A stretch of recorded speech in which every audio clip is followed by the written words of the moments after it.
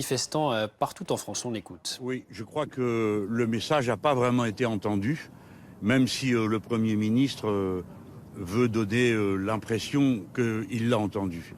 Hier, ça a été une mobilisation comme il y en a peu dans l'histoire de notre pays, de très grande ampleur, de très grande diffusion, touchant toutes les générations. Et je dois dire que on peut comprendre qu'un gouvernement se mêle des caisses de retraite des salariés, mais qu'il décide tout seul et sans que personne ne lui ait rien demandé. Une révolution absolue du système des retraites. Tirer un trait sur celui qui avait été imaginé à la Libération alors que le pays était beaucoup plus pauvre qu'il l'est aujourd'hui, est une idée qui est une véritable provocation contre le type de république sociale dans lequel nous avons vécu jusqu'à présent. Ce n'est pas vrai que les régimes spéciaux créent un désordre dans le système des retraites. Ce n'est pas vrai. Il n'y a que 3% des personnes qui sont concernées. Et souvent, 3% des salariés qui sont concernés. Et souvent, c'est pour des raisons qui tiennent à l'histoire sociale, aux compensations qui, au fur et à mesure de la vie de la société, ont été nécessaires dans telle ou telle branche. Ensuite, il n'est pas vrai que le système proposé par le gouvernement soit un système universel. C'est tout le contraire, puisque le système par points, qui va se substituer au système par répartition que nous connaissons aujourd'hui, va en réalité créer un régime spécial par génération. En effet, quand vous êtes dans une retraite par points, vous savez combien vous payez chaque mois, mais vous ne savez pas combien vous serez payé quand vous êtes à la retraite, premièrement. Deuxièmement, le niveau des retraites qui sera payé à chacun sera en fonction de sa génération, c'est-à-dire du nombre de gens vivants encore à l'âge de la retraite. Par conséquent, ce sera autant de régimes spéciaux qu'il y aura de générations. Ceci méconnaît complètement l'impact que va avoir sur la santé des Français les principales questions qui aujourd'hui surgissent, impact de l'amiante, impact du changement climatique, impact des pesticides sur la santé des Français. Ce n'est donc ni un système universel, ni un système juste. Et enfin, disons que il est assez pénible de voir cette façon d'exciter les uns contre les autres. Alors, je crois que la question des retraites est bien sûr une question sociale et syndicale, et les syndicats ont fait une démonstration extrêmement brillante hier. Mais c'est une question de fond politique qui concerne le type de société dans lequel nous voulons vivre. Et la retraite par points, c'est au fond le système de chacun pour soi.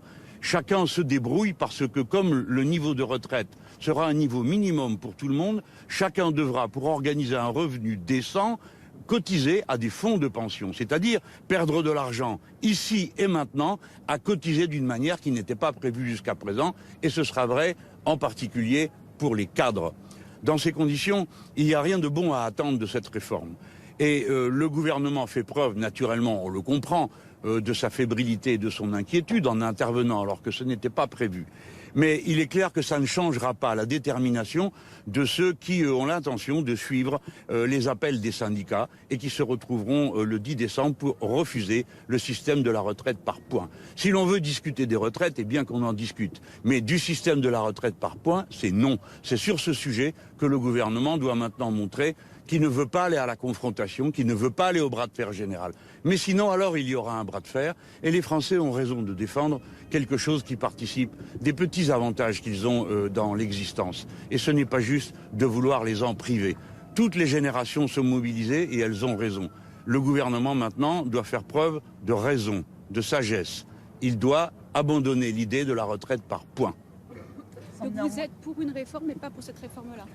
Écoutez, il y a nécessité d'une réforme pour la raison suivante. Les gens partent trop tard à la retraite. Partir à 63 ans, comme c'est le cas aujourd'hui, ça veut dire partir à l'âge où l'espérance de vie en bonne santé cesse. Voilà, ce sont les statistiques. À 63 ans, c'est là que l'espérance de vie en bonne santé est la plus faible. C'est la première raison. Il faut donc partir à la retraite plus tôt, de manière à être en meilleure santé. Et si on est à 60 ans en meilleure santé, on le sera à 63. Ensuite, les tables de mortalité nous montrent que depuis qu'on a accentué l'âge de départ à la retraite, eh bien, les gens meurent plus rapidement qu'auparavant. Pour la première fois, depuis des décennies, l'espérance de vie tout court stagne. Ce sont donc deux indicateurs majeurs qui montrent qu'il faut en effet réformer pour que les gens puissent partir plus tôt à la retraite. Et deuxièmement, il faut qu'ils partent moins pauvres à la retraite.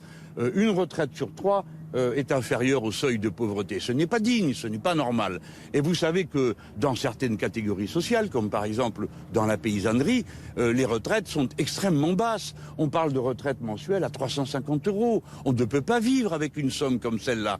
Par conséquent, s'il faut réformer, il faut réformer pour qu'on puisse partir plus tôt et dans des conditions de revenus qui permettent une vie digne.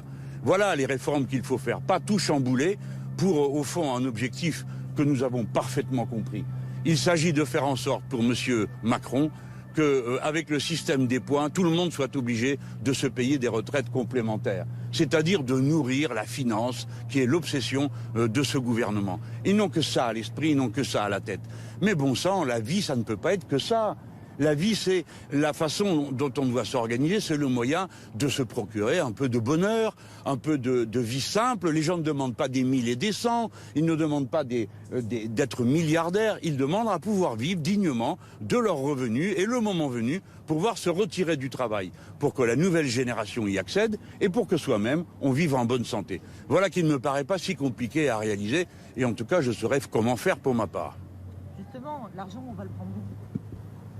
Bien, écoutez, l'argent, ce pays n'en manque pas. Il est plus riche qu'il n'a jamais été de son histoire. Mais il est vrai aussi que la répartition des moyens se fait d'une façon très inégale.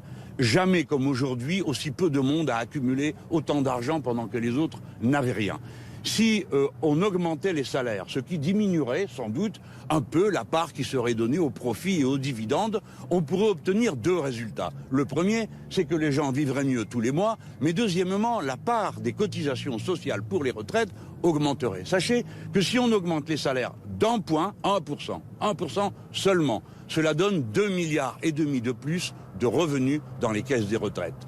Et puis, si vous vouliez vraiment être juste, si vous vouliez vraiment vivre dans une société respectueuse de chacun, eh bien on paierait les femmes comme les hommes. Et si on paye les femmes au même niveau que les hommes, les cotisations sociales supplémentaires permettraient de financer immédiatement la retraite à 60 ans avec seulement 40 annuités de cotisation.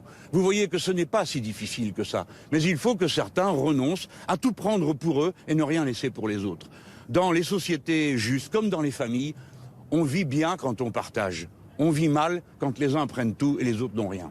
Vous parlez du risque de bras de fer. Comment vous interprétez la réponse du gouvernement au lendemain de cette grande journée de mobilisation ? Je pense que nous avons déjà obtenu le fait qu'il vacille. Sinon, il n'aurait pas pris la parole aujourd'hui pour annoncer un calendrier qu'on connaissait déjà. Il ne l'aurait pas fait. Je pense qu'ils espèrent que par un nouveau flot de belles paroles et d'enfumage, les gens aillent à renoncer. Et cela seul suffit à bien comprendre qu'ils n'ont pas saisi ce qu'est l'âme du peuple français. Et du moment où il est en ce moment, excédé par l'accumulation de richesses qui se fait à un pôle de la société et par le dénuement qui gagne autour de nous, toutes les catégories sociales. Avec cette retraite par points, cette fois-ci, ce ne sont pas seulement les petites payes qui sont menacées, ce sont également celles des cadres. Et les cadres ont compris qu'ils vont perdre de l'argent, non pas au moment de leur retraite, mais maintenant, parce qu'il va leur falloir cotiser maintenant pour pouvoir se garantir des régimes de retraite convenables. Souvent, ils ont déjà des régimes complémentaires, mais il va falloir qu'ils payent encore plus pour maintenir un niveau de revenu qui corresponde à leur niveau d'activité. Vous voyez, il n'y a pas de difficulté à régler les problèmes essentiels de la question des retraites que sont l'âge de départ et le nombre d'années de cotisation ou le niveau moyen des revenus des Français qui partent à la retraite. Là où la difficulté commence, c'est quand on veut faire une politique égoïste au profit de quelques-uns, en imaginant des systèmes qu'on a trouvés je ne sais où dans les bureaux, les retraites à points. Il y a quelques pays où c'est déjà appliqué. C'est le cas en Suède, qui n'est pas un pays qui avait la réputation d'être une main en arrière pour les questions sociales. Eh bien, en Suède, ça s'est appliqué. 90% des femmes y ont perdu pour leur retraite et 70% des hommes. Bon sang, on pourrait s'inspirer des échecs des autres et être capable d'apprécier les vertus du système français pour l'améliorer, pour le faire valoir et peut-être pour le proposer aussi aux autres pays. Il faut cesser d'avoir toujours honte de ce que nous faisons, parce que nous faisons des belles et grandes choses, notamment ce beau système de retraite que nous avons dans notre pays. Voilà ce qu'est l'avenir. Il faut travailler à plus de justice et tout ira mieux. Mardi, nouvelle mobilisation, vous y participerez? Vous appelez à ce que les gens se mobilisent? Évidemment, j'invite mes amis insoumis et tous ceux qui accordent de l'intérêt à ma parole à se joindre aux invitations des syndicats, notamment mardi prochain. Mais vous savez que dès ce samedi-ci, nous aurons des marches dans plusieurs villes. C'est le cas à Marseille, ville dont je suis un des députés. Nous allons défiler dans la rue ce samedi 7. Et j'ai cru comprendre que dans un certain nombre de grandes villes de France, il en ira de même. Eh bien, j'espère que tout ceci va montrer la volonté du peuple français, va montrer sa détermination. Et ce sera une très bonne chose. Parce que voyez-vous, quand on voit tous ces jeunes gens qui viennent dans la rue, en même temps que leurs aînés, qui sont des fois déjà à la retraite, en même temps que les travailleurs de toutes conditions sociales, eh bien, ça fait chaud au cœur, parce que ça montre que la France est capable de se serrer les coudes, d'avoir un projet commun, d'avoir un idéal de justice commun. Si bien que ceux qui, au départ, avaient été pensés par le gouvernement comme un moment de hargne, de jalousie sociale, chacun étant invité à regarder le régime du voisin pour en être jaloux, eh bien, se transforment en toute autre chose, un grand moment de fierté populaire et de cohésion nationale et sociale. Voilà qui est peut-être une bonne chose. Si bien que dans la grève, vous voyez beaucoup de choses et dans l'action, beaucoup de choses sont possibles.